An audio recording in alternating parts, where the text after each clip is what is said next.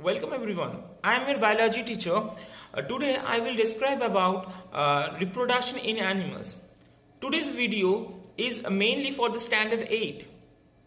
So this I will provide the overall concept of this chapter, that is reproduction in animals, for only standard 8.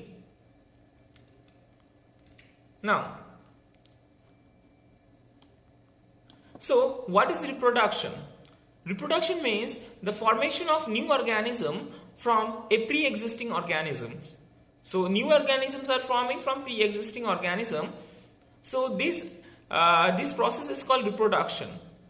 So existing organism, we call them parent organism, and the new organism which are forming is known as offsprings.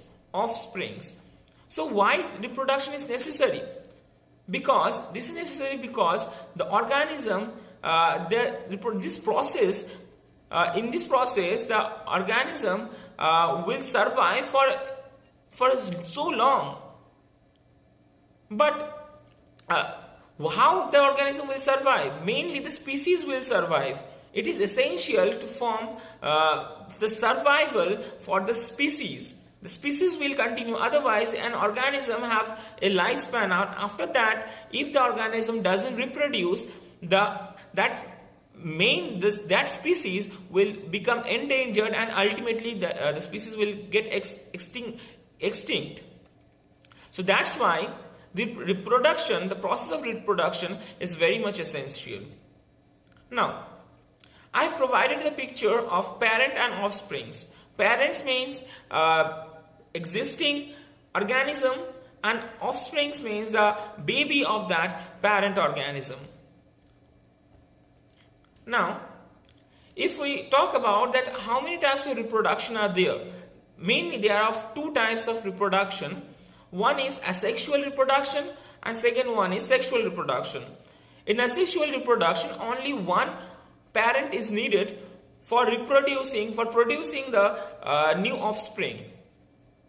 No gamete formation takes place, no involvement of the sex cells takes place.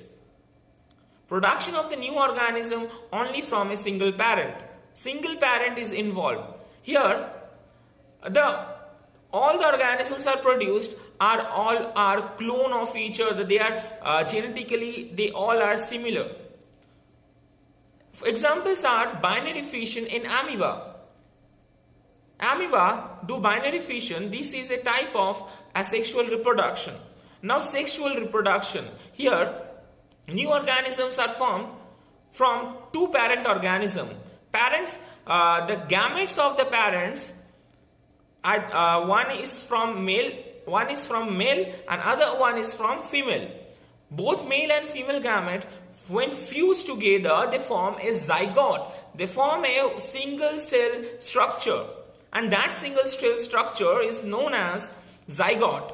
And after the zygote mature, it forms embryo, and when the embryo grows more, it forms fetus, and after that a full developed baby emerged.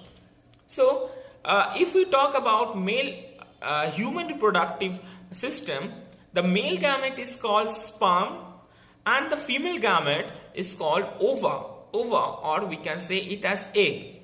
And the fusion of this male and female gamete is known as fertilization. Fertilization leads to zygote. The zygote is also called as fertilized egg. Now, here it is a structure of sperm and the structure of ovum. See, the sperm have three parts. One is head, middle one is middle piece, and last one is tail.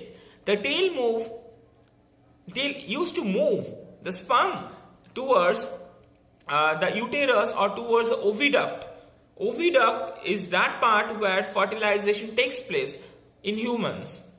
So it need to move from the vagina towards the oviduct, and the tail of the sperm helps to move the sperm towards the oviduct. Now, the energy it gets from the middle piece, because in middle piece it has mitochondria, which is also known as powerhouse of the cell. The mitochondria provides the energy to move the sperm towards the oviduct. And after that, the sperm fertilizes the egg, fertilizes the ova by rupturing the zona pellucida layer of the ovum, and it fuses with the nucleus of the egg. And after the fusion, it forms the zygote, and when the zygote develops,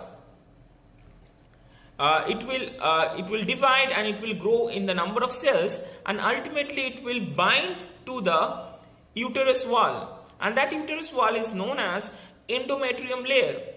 It will bind to in the endometrium layer and it will grow. The baby will grow, and ultimately the fetus is formed. And the fetus grows again, and it will leads to a full developed baby. Now, when I'm talking about fertilization, see, fertilization is of two types. First one is internal fertilization, and second one is external fertilization. Internal means when the fertilization takes place within the female body, that fertilization is called internal fertilization. And if the fertilization takes place outside the female body, then it is known as external fertilization.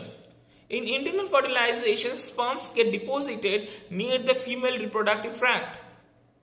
Whereas in external fertilization, eggs releases into the environment, male fertilizes them externally. Here in internal fertilization, few zygotes are found because few fertilized eggs are produced. Whereas in external fertilization, many zygotes are formed. If we compare about the safety, internal fertilization is more safe than external fertilization because it remains within a safe environment of the female body, safe environment of the mother's body. Therefore, it is more safe than external fertilization. Now, now I will talk about male reproductive system. Male reproductive system consists of testes, scrotal sac, epididymis, sperm duct, seminal vesicle, and penis. Testes is where the sperm is produced, and it is present in a sac-like structure. That sac-like structure is called scrotal sac. And this scrotal sac helps to produce the sperm because it provides that optimum temperature which is required for the sperm production, because as we know, we need less temperature than our body temperature for the production of the sperm, and that scrotal sac provides that optimum temperature.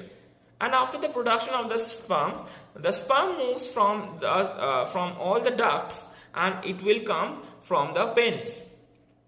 And if we talk about female reproductive organ, it consists of two ovaries where the eggs are produced. Eggs are produced within every month. One egg is produced, and the tube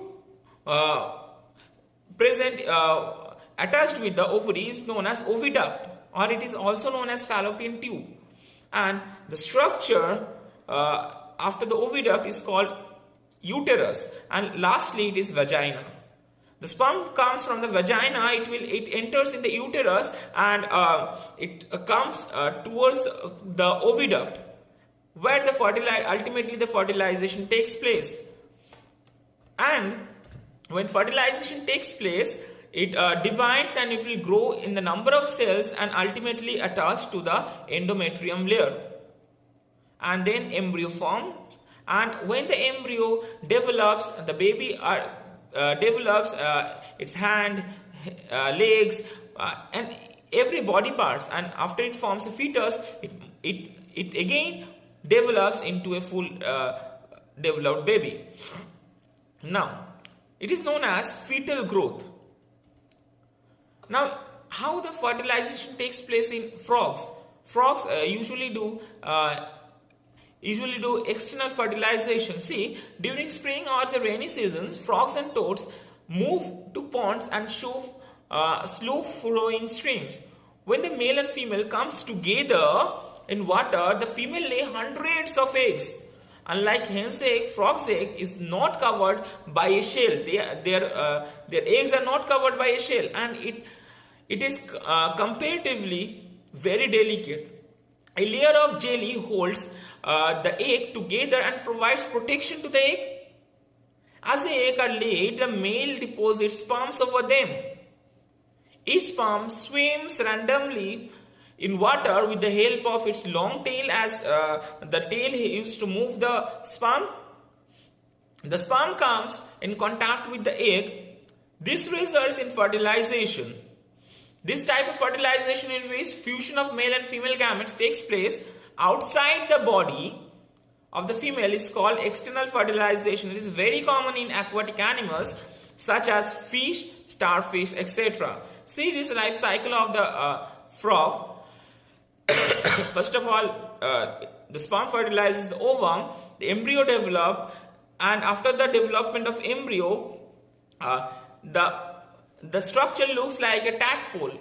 The tadpole doesn't look like a frog, and after the tadpole matures and changes its shape to a frog. And this process is known as metamorphosis, where the animals physically develop after birth or hatching, involving conspicuous and relatively abrupt change in the animal's body structure through cell growth and differentiation. Now, we will talk about viviparous and oviparous animals. The animals which give birth to new animals is known as viviparous animal, and the animal which lay eggs is known as oviparous animals. Now, we will talk about asexual reproduction.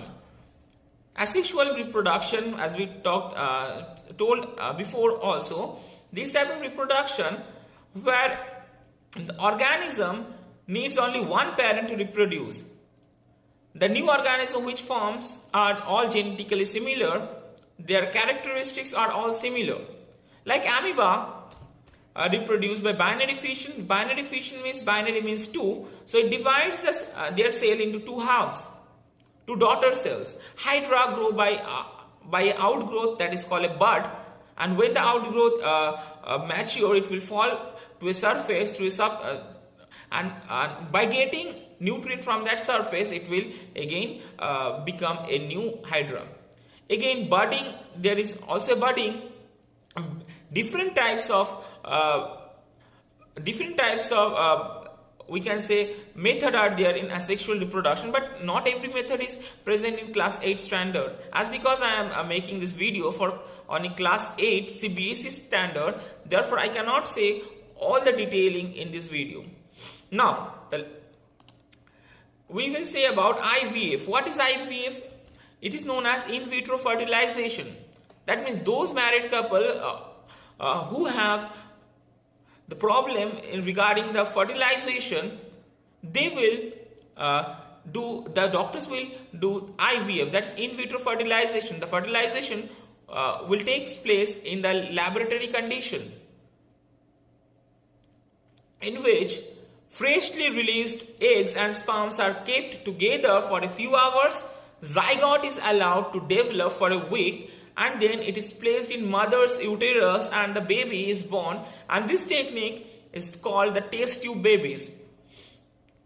So after this, the babies are the zygote is formed in the test tube, and after that the zygote will be implanted into the mother's womb.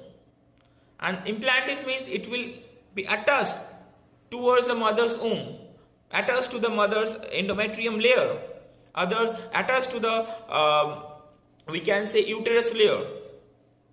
This process is known as implantation. So this is all about your chapter, that is reproduction in animals. So if you have any query, if you have any doubt, feel free to ask in the comment box, and I will try to give you answers of your confusions. Hope you like my video. Thank you.